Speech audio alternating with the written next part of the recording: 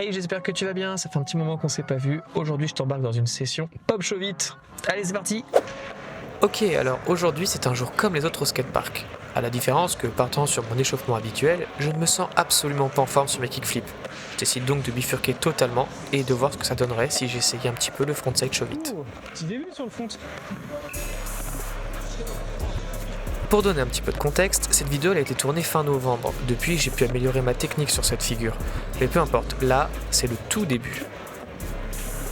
Quand on apprend un tricks, on passe par plusieurs étapes, plusieurs niveaux de maîtrise. Personnellement, j'utilise tout un processus que j'ai développé pour apprendre mes figures. N'hésite pas à me dire en commentaire si c'est un sujet qui pourrait t'intéresser et que tu as envie que j'aborde dans une prochaine vidéo.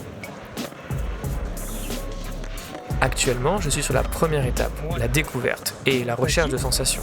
Pas de technique particulière, pas de drill particulier. Le but ici est d'essayer de faire la figure pour en comprendre les différents aspects et par la suite pouvoir affiner les différents paramètres que je serai capable d'analyser. Et pour un début, je suis plutôt content car je constate que je me débrouille plutôt bien pour envoyer la rotation de la planche. C'est pas si évident car le mouvement n'est pas du tout anatomique, contrairement au backside pop show vite. Mais bien sûr, c'était que le début, alors c'est encore imparfait et inconsistant, mais je pensais vraiment plus galérer cette partie.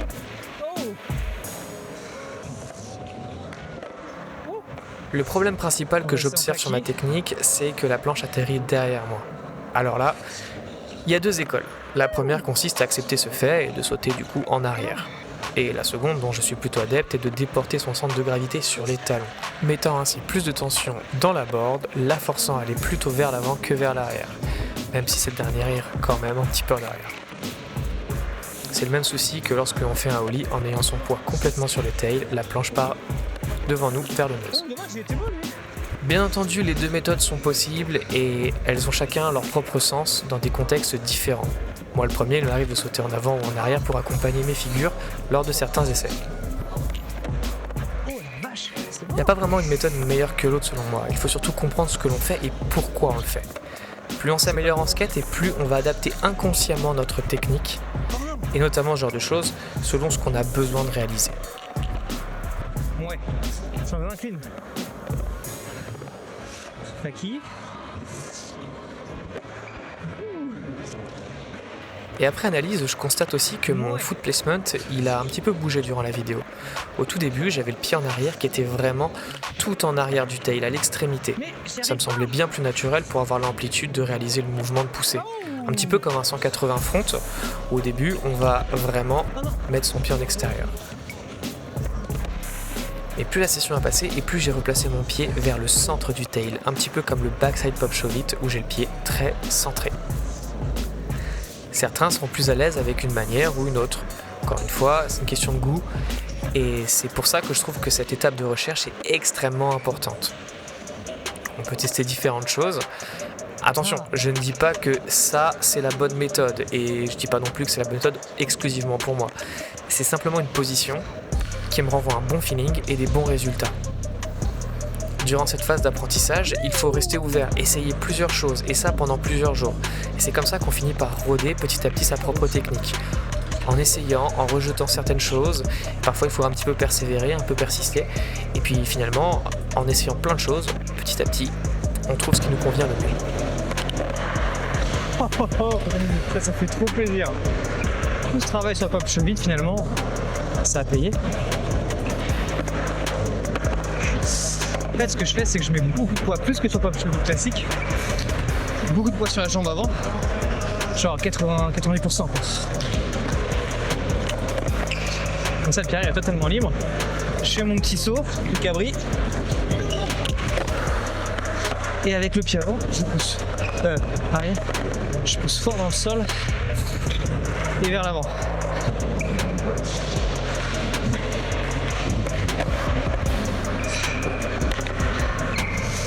Du genre comme ça. Vraiment je saute.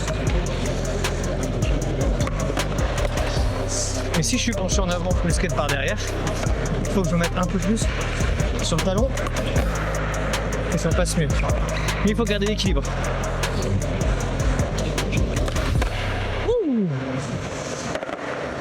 Alors le foot placement comme le pop show vite au milieu du tail.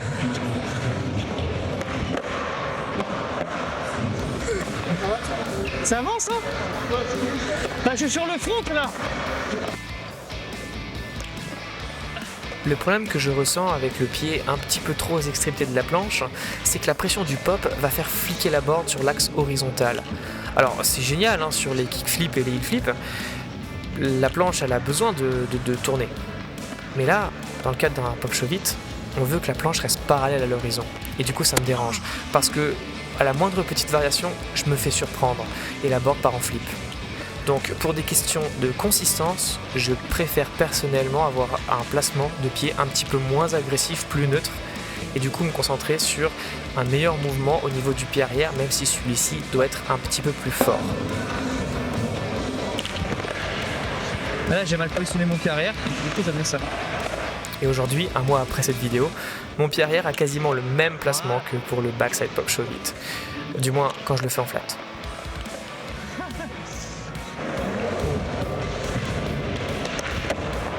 C'est bon lui. Allez, maintenant on attaque un petit peu le travail en rampe. Donc aujourd'hui le projet c'est de placer du rock'n'roll, tricks que j'ai un petit peu travaillé en cours. Donc avant de s'attaquer à ça, on s'échauffe tranquillement, on monte, on descend, des tail stalls, des rock to fakie, et on attaque ça après. Et à côté de ça, je suis vraiment content, car comme vous pouvez le voir, mes rock to fakie et mes tail stalls sont de plus en plus propres, et en plus le monsieur sur la planche, il est de plus en plus à l'aise, et ça fait plaisir.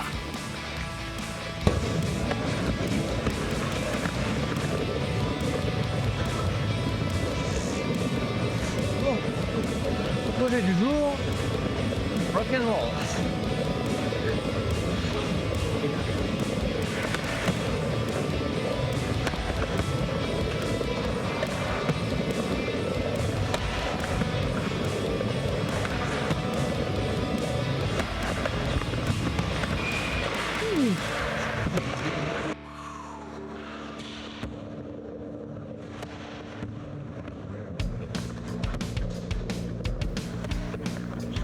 Aïe aïe aïe. Il y a un petit manque de coordination entre le regard, les épaules et les hanches, mais bon, ça va venir avec le temps.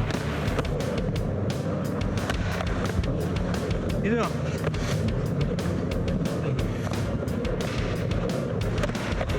2.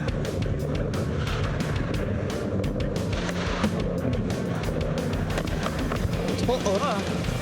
Ils sont pas propres hein.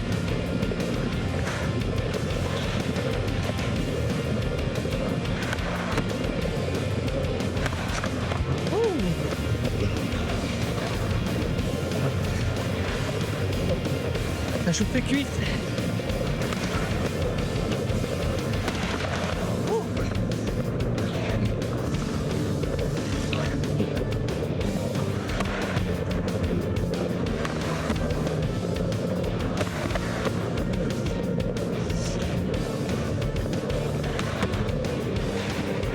Ah,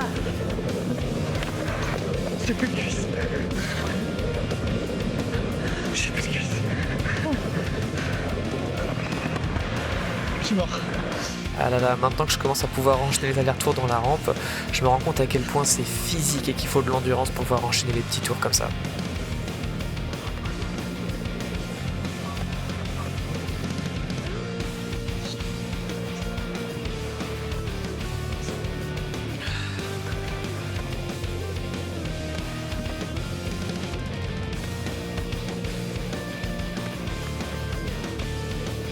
Bon, du coup je suis embêté parce que je perds énormément de vitesse à chaque fois que je fais un rock'n'roll, donc du coup je dois encore plus forcer pour remonter, mais bon, ça c'est clairement parce que c'est le début et qu'ils sont très imprécis.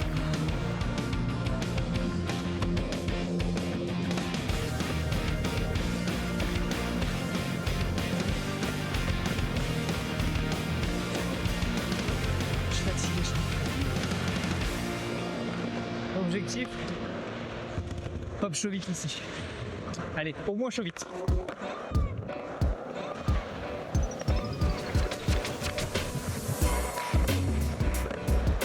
Oh, moche. Mais pourquoi je tombe sur le mur?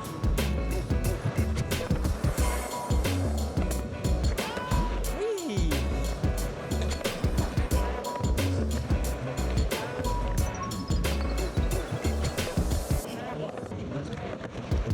Ça va venir.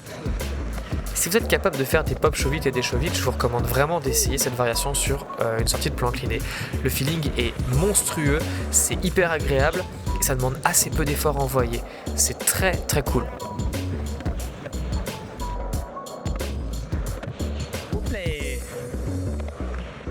Perso, c'est un trick que je fais maintenant à toutes les séances, tellement je le kiffe. Par contre, comme on peut le voir là, en popant, c'est vraiment plus dur.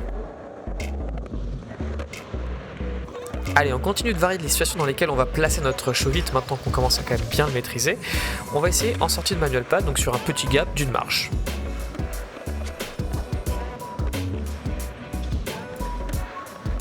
Pour être honnête, ça fait un petit peu plus peur que sur le flat ou en sortie de plan incliné, parce que vu qu'il y a un gap, on a le temps de voir la planche, on a peur de zipper et on sait que la zippette, elle fera mal. Mais bon, si vous l'avez bien travaillé sur le flat, il n'y a pas de raison que ça passe pas, parce que clairement c'est la même chose, vous avez juste un petit peu plus de temps en l'air. Et finalement, quand on s'y fait, c'est plutôt agréable. Et vu que je commence à être un petit peu à l'aise sur quelques tricks, un grand jour pour moi, car je commence à faire ma première line. Voilà la line. 50-50.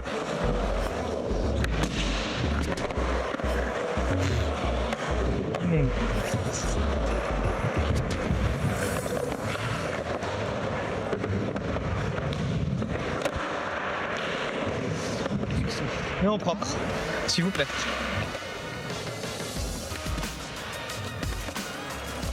Ouais, je crois que j'étais pas calme. Et là, j'ai quelques petits regrets de ne pas avoir commencé à bosser en line plus tôt, parce que même avec un petit niveau et des petits tricks simples, on peut le faire et on devrait le faire. Parce qu'après tout, c'est un petit peu la finalité de notre sport, de faire des lines, donc autant commencer à s'habituer le plus tôt possible à les envoyer, ces lines.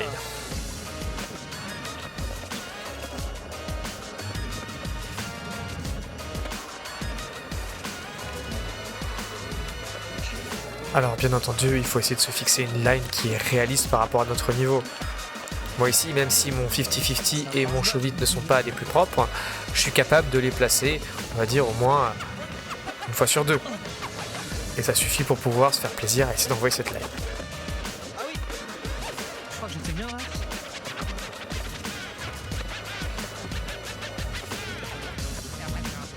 Oh non, je suis vert.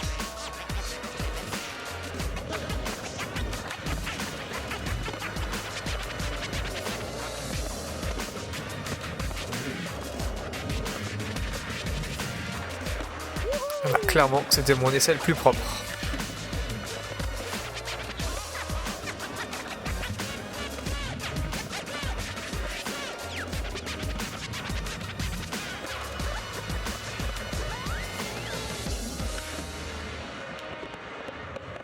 Ok, le 50-50.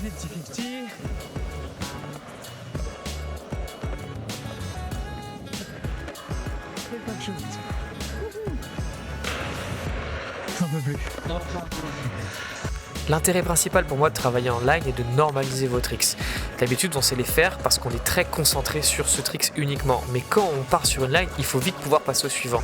Et ça, c'est quelque chose qu'on cherche énormément en skate.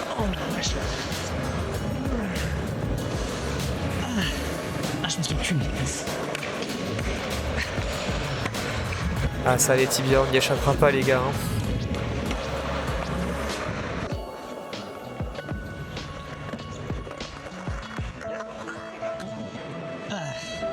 Ça, fallait que ça arrive un jour.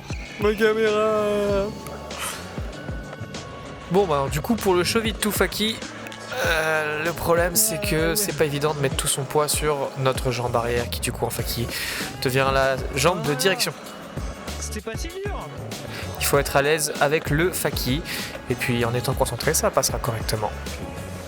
Que dire de cette session? Je pense que les images elles parlent d'elles-mêmes. Je suis trop content. Je m'attendais pas à voir le frontside show vite aussi rapidement.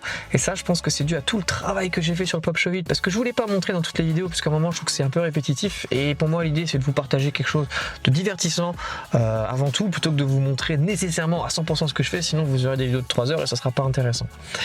Enfin, peut-être que pour certains si, mais je pense pour beaucoup non, il y aura une rétention éclatée. Peu importe.